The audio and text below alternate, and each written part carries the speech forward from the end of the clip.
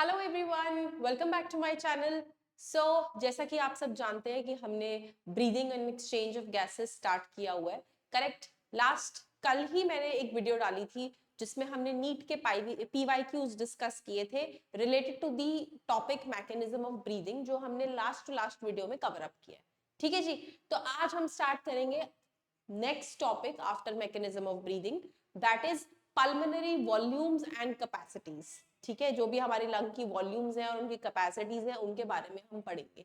आपको शायद ना समझ में आया हो मेरे कहने से कि ये क्या टॉपिक है, इसमें क्या होगा, कैसे होगा। हम धीरे धीरे इस पूरे स्लाइड्स में आज उसको कवर अप करेंगे। ठीक है, so for your reference please open up your page of NCERT, that is 186 and 187। उस पे आपको ये टॉपिक दिखेगा, रेस्पिरेटरी वॉल्यूम्स एंड कैपेसिटीज।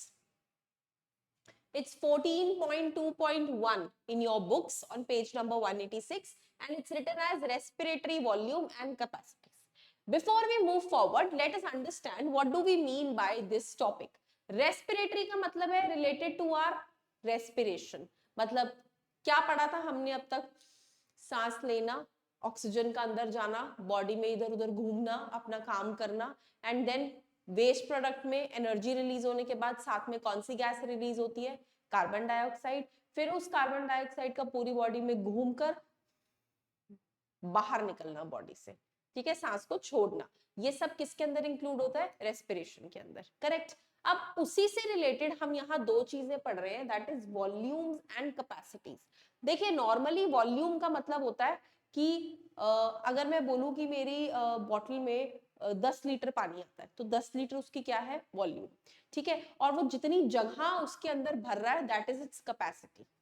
ठीक है जी, तो वो जो न्यूमेरिकल फिगर हम यूज करते हैं वो हम कह देते हैं उतनी उसकी वॉल्यूम है, और जितनी जगह वो उस बॉटल के अंदर भर रहा है वो उसकी क्या हो जाती है? कैपेसिटी। सिमिलरली हम यहाँ बात करेंगे कि जितनी अमाउंट ऑफ एयर हम अंदर ले रहे हैं वो क्या है? उस एयर की वॉल्यूम, और अंदर जाके वो एयर कितनी जगह भर रही है वो क्या है? उसकी कैपेसिटीज।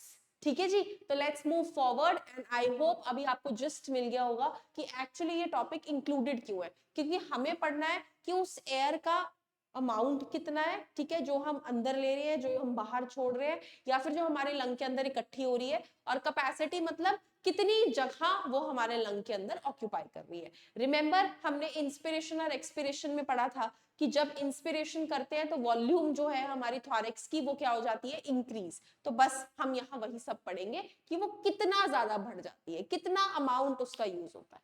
ठीक है जी, respiratory volumes. The first one is tidal volume. पहली वॉल्यूम जो हम पढ़ेंगे उसका नाम है tidal volume. What do we mean by tidal volume?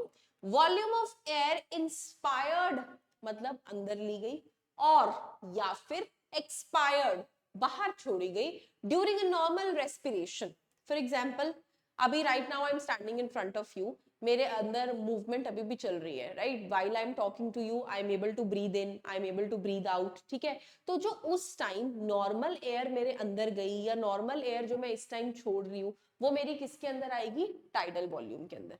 मैं कोई जोर जबरदस्ती नहीं कर रही, मैं आपको ऐसे करके भी नहीं दिखा रही हूँ, सिंपल मैं आपसे बात कर रही हूँ तो मेरी रेस्पिरेशन ऑटोमेटिकली अपने आप चल रही है। Some amount of air is going in, कुछ amount of air is coming out, so that will constitute tidal volume. तो वॉल्यूम ऑफ एयर इंस्पायर्ड और expired during a normal respiration that is approximately 500 ml। तो एक बारी में वो कितनी चली जाती है?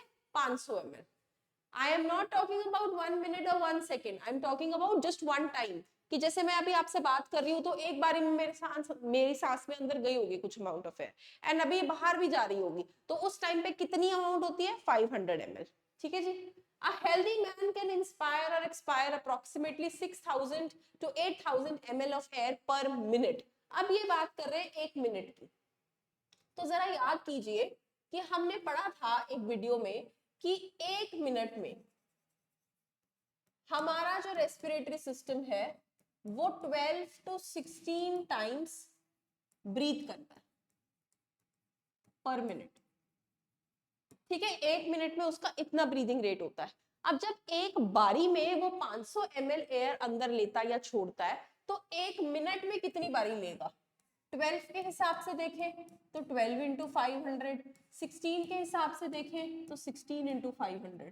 This will come out to be 6,000 and this will come out to be 8,000 milliliter of air per minute. ये हो गया मिनट के हिसाब से, ठीक है ना जी, ये समझ में आ गया सबको. तो नॉर्मल एयर हम कितनी अंदर ले रहे हैं, कितनी छोड़ रहे हैं, है ना, एक नॉर्मल रेस्पिरेशन के दौरान, उसको क्या बोला जाता है, टाइडल वॉल्यूम. और इसको डिनोट किया जाता है टीवी, टाइडल वॉल्यूम. ओके, तो नॉर्मल होने वाली रेस्पिरेशन में amount of air taken in and thrown out, that is known as the tidal volume. और ये कुछ उसके figures. Next, inspiratory reserve volume. ठीक है, अब नाम से समझ में आ रहा है, इंस्पिरेटरी मतलब it might be the air which is taken during inspiration. ठीक है, रिजर्व मतलब कुछ ना कुछ स्टॉक होगा, there might be some stock of air, कुछ ना कुछ स्टॉक होगा पक्का एयर का. Volume obviously means the amount, right. So the additional volume of air, फालतू. रिजर्व का मतलब ही मैंने आपको बोला था कि रिजर्व का मतलब ही क्या होता है, एक्स्ट्रा, और वही यहाँ पे एडिशनल वर्ड यूज हो रहा है, दैट इज आल्सो एक्स्ट्रा. तो some extra volume of air a person can inspire, जो पर्सन अंदर ले सकता है after a forceful inspiration, by a forceful inspiration, that is inspiratory reserve volume. देखिए पहले समझाती हूँ. नॉर्मली बात कर रही हूँ तो कुछ ना कुछ सांस अंदर लेकर ही जा रही हूँ, कुछ ना कुछ वॉल्यूम ऑफ एयर मेरे अंदर जा रही है. बट अभी मैं रुक जाती हूँ, आपसे बात करना बंद करती हूँ और उसके बाद इनहेल करके देखती हूँ. ठीक है, मैं रुक गई हूँ. I have breathed in air forcibly. ठीक है, मैंने नॉर्मल से ज्यादा एयर अपने अंदर ली है. ठीक है, तो एक हो गई normal air, that is tidal volume, ये मेरी नॉर्मल एयर थी. ठीक है, इसके साथ ही मैंने एडिशनली और एयर अंदर ले ली, that is inspiratory reserve volume. तो जब हम जबरदस्ती बहुत ज्यादा सांस अंदर लेना चाहते हैं तो टाइडल वॉल्यूम तो अंदर जाती ही जाती है, साथ में कुछ अमाउंट ऑफ एयर और अंदर चली जाती है, जिसको क्या बोलते हैं, इंस्पिरेटरी रिजर्व वॉल्यूम. और वो कितनी होती है, that is 2500 to 3000 ml approx. इसकी रेंज इतनी होती है. टाइडल वॉल्यूम की रेंज कितनी थी, एक बारी की बात हो रही है, तो टाइडल वॉल्यूम वन टाइम में जाती है 500 ml. ठीक है जी. तो this is after a forceful inspiration, कि जब हम प्रॉपरली ब्रीद इन करते हैं, राइट. देन इसी तरीके से हमारी एक वॉल्यूम है जिसे हम कहते हैं expiratory reserve volume. Inspiratory reserve volume की ऑपोजिट. इंस्पिरेटरी रिजर्व वॉल्यूम ने हमें क्या किया था, हमने जबरदस्ती सांस ली थी. एक्सपिरेटरी रिजर्व वॉल्यूम में हम क्या करेंगे, जबरदस्ती सांस को छोड़ेंगे, करेक्ट. तो एडिशनल, फिर से फोर्सफुल है ना, जबरदस्ती एक्स्ट्रा ले रहे हैं, तो एक्स्ट्रा या फिर additional. Extra volume of air a person can expire, जो छोड़ सकते हैं. ठीक है, by a forcible expiration like this.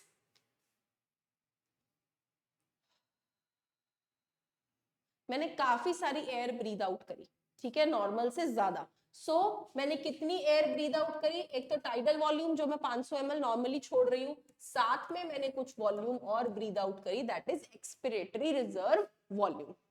ठीक है जी, सिंपल. वो टाइडल वॉल्यूम कितनी थी हमारी, 500, और ये है अप्रोक्सीमेटली 1000 टू 1100 ml.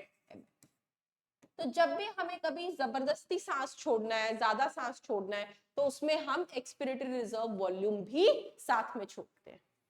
ठीक है जी. तो हमने अब तक डिस्कस की एक सिंपल टाइडल वॉल्यूम जो हम नॉर्मली अंदर लेते हैं छोड़ते हैं. इंस्पिरेशन में अगर हम फालतू सांस अंदर लेंगे that is inspiratory reserve volume, और अगर हम फालतू सांस छोड़ेंगे that is expiratory reserve volume. ठीक है जी. Now next coming on to our next topic, that is residual volume. ये चौथी वॉल्यूम है. The volume of air remaining in the lungs even after a forceful expiration. अब आपके सामने मैंने अभी जबरदस्ती सांस छोड़ भी दी थी, बहुत तेज सांस ले भी ली थी, ठीक है, लेकिन जब मैंने सांस छोड़ दी तो क्या मेरी बॉडी के अंदर जितनी एयर थी सारी बाहर निकल गई, क्या अब लंग्स खाली हो गए? नहीं, ऐसा कभी भी नहीं होता कि हमारे लंग्स खाली हो जाए. Some amount of air always stays in the respiratory system. तो उस एयर को क्या बोला जाता है? Residual volume. तो देखिए क्या लिखा है, volume of air remaining in the lungs even after a forcible expiration. ठीक है, this averages out to be 1100 to 1200 ml। ये कितनी होती है? अप्रोक्सीमेटली 1100 to 1200 ml के करीब होती है। ठीक है जी। So volume of air which remains in the lung even when you have, आपने अपना सारा जोर लगा लिया कि हमने सारी सांस छोड़ दी, लेकिन फिर भी कुछ अमाउंट ऑफ एयर हमेशा हमारे रेस्पिरेटरी सिस्टम के अंदर रहेगी, जिसे हम रेजिडुअल वॉल्यूम का नाम देते हैं। ठीक है जी, चलिए। Now by adding up a few respiratory volumes, इन्हीं respiratory volumes को अगर हम ऐड करें तो we can derive various pulmonary capacities। मैंने तो आपको बोला था वॉल्यूम मतलब अमाउंट, लेकिन अंदर जाके वो जितनी जगह भर रही है वो उसकी क्या होगी? कैपेसिटी। ठीक है जी, which can be used in clinical diagnosis। अब देखो बेटा, हम कितनी एयर अंदर भर रहे हैं वो हम पकड़ पकड़ के कैलकुलेट नहीं कर सकते, इट इज वेरी टफ। तो जब भी हमें लंग्स के पैरामीटर देखने हैं कि लंग्स सही से फंक्शन कर रहा है कि नहीं कर रहा है, तो हम क्या करते हैं, उस थोरैक्स जहां वो लंग्स बैठे हुए हैं उस थोरैसिक कैविटी की जो कैपेसिटी है उसको नाप लेते हैं, जिससे हमें आइडिया हो जाता है कि लंग नॉर्मल फंक्शन कर रहा है कि नहीं कर रहा है। ठीक है जी, तो उन कैपेसिटीज को कैसे पढ़ते हैं और वो क्या होती है ये हम इसके बाद समझेंगे। Pulmonary capacities, pulmonary related to lungs. तो पहला जो टॉपिक है that is inspiratory capacity. Word से पता लग रहा है it is something related to inspiration. ठीक है, to something related to inhalation, जो हम अंदर ले रहे हैं। Total volume of air a person can inspire after a normal expiration. मैं नॉर्मली आपसे बात कर रही हूँ, मेरी नॉर्मल एक्सपिरेशन हुई है, मैंने जबरदस्ती नहीं सांस छोड़ी, लेकिन अब मैं जबरदस्ती सांस लेना चाहती हूँ, तो मैंने कौन सी वॉल्यूम्स अंदर ली? एक तो मैंने अपनी टाइडल वॉल्यूम अंदर ली जो नॉर्मली आती जाती है 500 ml, साथ में मैंने अंदर क्या ली? इंस्पिरेटरी रिजर्व वॉल्यूम, वो भी तो थी ना मेरी फोर्सफुल इंस्पिरेशन में। ठीक है जी, तो total volume of air that a person can inspire after a normal expiration that includes tidal volume and inspiratory reserve volumes. लिखा भी है टीवी प्लस आईआर। ठीक है जी, तो जब हमने नॉर्मल एयर भी ली और साथ में एडिशनल एयर भी ले ली तो हमारा रंग पूरा भर गया, तो उस भरे हुए स्पेस को क्या बोलते हैं? Inspiratory capacity. सिमिलरली हमारा नेक्स्ट टर्मिनोलॉजी है एक्सपिरेटरी कैपेसिटी। अभी हमने पूरी सांस अंदर ली थी, अब मैं पूरी सांस छोड़ रही हूँ, तो जब मैं पूरी सांस छोड़ रही हूँ तो मैं टाइडल वॉल्यूम तो छोड़ ही रही हूँ, साथ साथ में और क्या छोड़ रही हूँ? एक्सपिरेटरी रिजर्व वॉल्यूम ऑल्सो, जिसकी वजह से मेरा लंग क्या हो गया? श्रिंक, अपना नॉर्मल साइज पे आ गया वापस। ठीक है जी, तो total volume of air a person can expire after normal inspiration, this will include tidal volume plus expiratory reserve volume. तो ये दो चीजें तो बिल्कुल सिंपल थी कि इंस्पिरेटरी कैपेसिटी कितनी होगी? जितनी सांस हमने अंदर ली है plus additional volume of air जो हम अंदर ले रहे हैं, और एक्सपिरेटरी कैपेसिटी होगी नॉर्मल सांस जो हमने छोड़ी है plus additional amount of air जो हमने ब्रीद आउट किया। ये हो गई हमारी inspiratory and expiratory capacities, which is very very very very simple. ठीक है जी, then let's come on to the third capacity, that is functional residual capacity. Now what do we mean by functional residual capacity? देखिए, मैंने आपसे एक चीज कही थी कि मैं जबरदस्ती सांस छोड़ती हूँ, मैंने सारा सांस छोड़ दिया, उसके बाद भी some amount of air is present inside my lungs, जिसका नाम हमने रेजिडुअल वॉल्यूम पढ़ा था। ठीक है, लेकिन अब मानिए कि मैं जबरदस्ती सांस नहीं छोड़ रही हूँ, मेरा नॉर्मल एक्सपिरेशन चल रहा है। ठीक है, मैंने सिर्फ टाइडल वॉल्यूम को बाहर छोड़ा है, मेरे टाइडल वॉल्यूम को बाहर भेजा है सिर्फ। ठीक है, एक्सपिरेटरी रिजर्व वॉल्यूम मेरे पास अभी भी है, this is still there with me. ठीक है जी, तो जो बॉडी के अंदर बचे volume, that means expiratory reserve volume plus residual volume, वो क्या बनेगी? Functional residual capacity. एक बारी पढ़ लेते हैं, volume of air that will remain in the lungs after a normal expiration, that is known as the ERV plus RV। अब normal clinical diagnosis के केसेस में इसको मेजर किया जाता है FRC को, क्योंकि पर्सन नॉर्मली ब्रीद आउट कर रहा है, तो वो क्या करते हैं अपने स्पायरोमीटर के हेल्प से, जब बंदे ने सांस छोड़ दी तो उसके अंदर की एयर कैलकुलेट कर लेते हैं, और जब बंदे ने नॉर्मली सांस छोड़ी है तो उसके अंदर कितनी एयर होगी? FRC, that is expiratory reserve volume plus जो हमेशा हमारे लंग्स के अंदर रहती है RV. Correct. Then let's talk about vital capacity. The maximum volume of air a person can breathe in after a forced expiration. देखो बेटा क्या बोल रहे हैं वो, आफ्टर अ फोर्स्ड एक्सपिरेशन. तो इसका मतलब मैंने जबरदस्ती सांस छोड़ी थी, जबरदस्ती सांस छोड़ी थी तो मैंने टाइडल वॉल्यूम छोड़ा और ERV छोड़ा, एक्सपिरेटरी रिजर्व वॉल्यूम. ठीक है.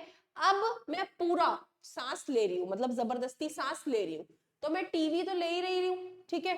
साथ में और क्या ले रही हूँ, IRV. Correct. So this includes ERV, TV and IRV. or the maximum volume a person can breathe out after a forced inspiration. तो ये हो गया मैक्सिमम. मैक्सिमम में ऑब्वियसली एक तो टाइडल वॉल्यूम जो हमारी रेगुलर बेसिस पे होती है वो इंक्लूड होगी, प्लस अंदर लेने वाली एक्स्ट्रा IRV, फालतू छोड़ने वाली बाहर ERV. तो ये तीनों मिलके क्या बनाएंगे हमारा वाइटल कैपेसिटी. ये वाइटल कैपेसिटी भी इंपॉर्टेंट पैरामीटर होती है फॉर क्लिनिकल डायग्नोसिस. तो इंपॉर्टेंट फॉर क्लिनिकल डायग्नोसिस.